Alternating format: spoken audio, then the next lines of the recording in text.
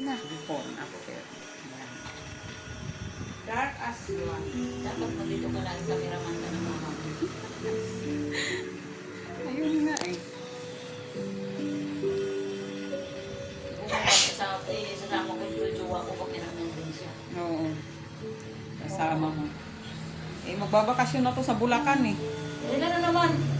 Next week, sabi ko na to ta. Doon muna sila habang walang pasok. Ayan, eh.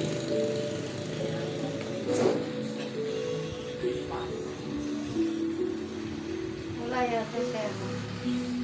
Nandito. Ayan, isa nagmamassage. Nandito. May binili lang. Okay na, babe.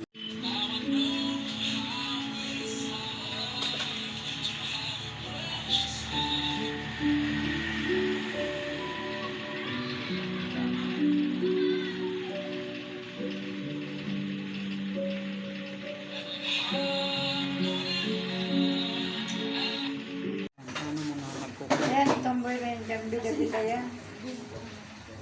Kung yung sa ating Maris ayos kausap, yun yung tomboy lang. Oo, mabait si Maris. Yung tomboy dyan, sobrang ano eh. Maris, siya pa nagdidesisyon. Yung walang tinatangguni kay Ate Maris. Sa Ate Maris, walang problema. Ako talaga kahit kailan wala akong tiwala sa tomboy. Lakas magano niya. Magmerienda dyan, magkobra. Oh.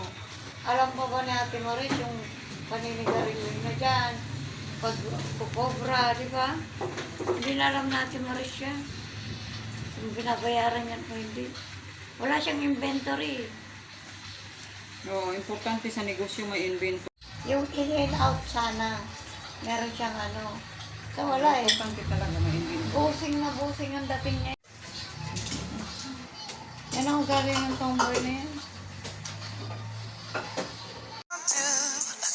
Cause I only wanna make you happy from the bottom. Vlog namin.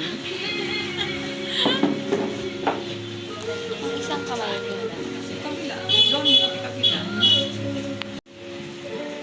Tapos ito.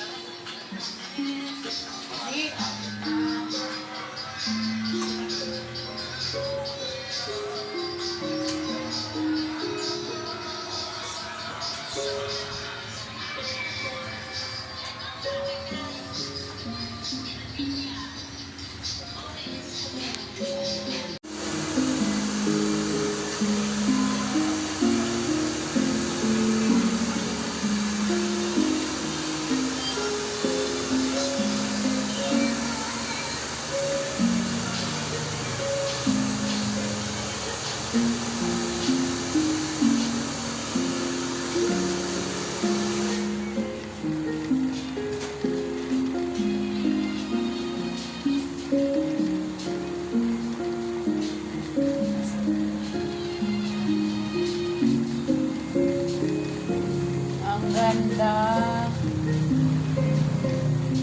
Bagsak.